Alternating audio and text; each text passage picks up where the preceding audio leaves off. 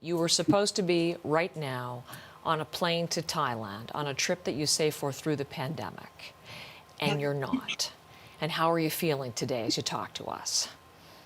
I wasn't sure if I did want to come on and say anything because I was obviously very upset with everything going on and angry about how we were being treated and how this has gone on for so long. But I do want other people to know how stressful it was and how difficult it was to deal with, and it's just devastating to have to be telling my friend that I couldn't go with her. Because of what you encountered trying to get your passport. Christine, there you are in your daughter's bedroom. Instead of sending her off on this dream vacation, your daughter's Aly, you're 19, right? That's the right age? First big trip away. Christine, you submitted Aly's passport application on April the 1st. That's right. We're June 23rd. Right, exactly. But I actually started the process on March 17th. Basically, we were supposed to have the passport mailed by May 3rd.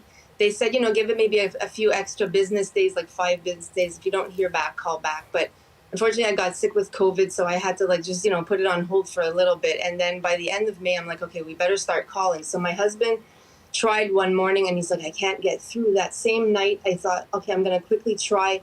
And I reached through the phone lines, but you have a wait of 200 to 300 people in front of you. So you have hours of waiting possibly. And then you find out that you can't do anything until 10 business days before because they won't do a transfer when you've done it the way we had to do it at the time. So then you finally do the transfer, you call again, you wait, spend 2 hours doing redial just to get through. You finally get through, you get the transfer, then it's confirmed. I even went through the trouble of sending a fax so I could talk on her behalf. And then, you just wait, right? And then but you didn't just wait on phones. Eventually, they said you have to go to the office. You sent us some video of lineups that you encountered. Tell me what you saw, Christine, when you went to get in line to then move it on. Right. Well, we actually didn't go to the line in the sense that we wanted to see what it was like, because at that moment when we went, they were saying within 48 hours you had to be traveling for them to even consider you. So, which would have been Tuesday morning of this week. So we thought Monday night, let's go see if we decide to wait in line or not. But when we saw the line, we're like, there's no way we're going to get through this in 2 days. It makes absolutely no sense to spend all this time in the rain, away from work and all this other stuff. So I filmed it because I wanted to have the proof of what it was like. And we're like, we're not waiting. So we did get our MP involved. She was involved for a little over a week. She was calling almost every day for us, to the point where she really made such an effort. We're so appreciative of all her efforts. And, even at the last minute, the last day, she found out, basically yesterday morning, she found out that our transfer was not accepted.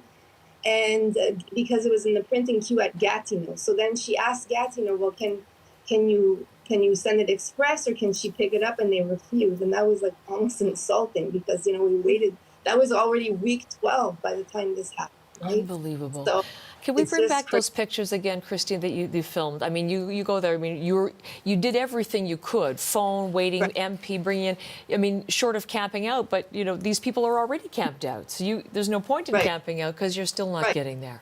And you're looking at this. And at what moment, Aly, did really, all hope? Did you lose all hope that you were getting on that plane? I had hope till the very end.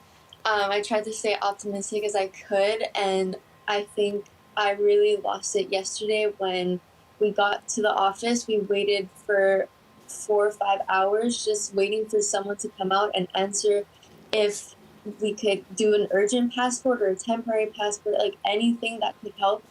And they come out right away and just say, no appointments for anyone leaving the next 24 hours. We're booked up even tomorrow and the rest of the weekend. And I realized that, okay, I've tried everything. This is the last straw. I really can't go anymore. It's just a lot of money out, at least over 5,000, if not more. I didn't even count everything. We had to redo all the passport photos because they said bring a new application in case yesterday.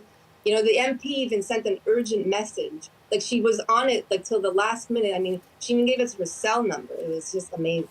And it was just upsetting because it was something, like I said before, that I worked really hard for. And I'm grateful that my parents even tried to help me because they weren't involved whatsoever with the trip.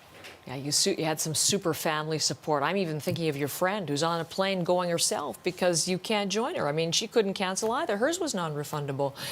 We've heard, Christine, from the Prime Minister this morning. He did an interview yesterday talking about this, how the government allocated, a couple of hundred additional passport officers, anticipating there'd be a big pent-up demand, trying to anticipate problems like this. But obviously the problems are far more severe than even anticipated.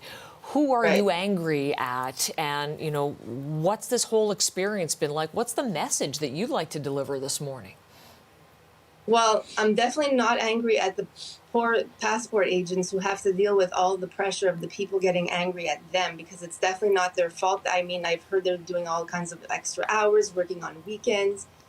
I don't know specifically who's organizing the process, but I'm very angry at this organization of people getting passports because they're applying like at the last minute, and here we are waiting since March and no one's passing our passport when we have the same travel dates as these people that are waiting there or getting last minute appointments that are getting canceled.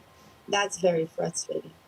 And like no communication whatsoever at the offices, between offices.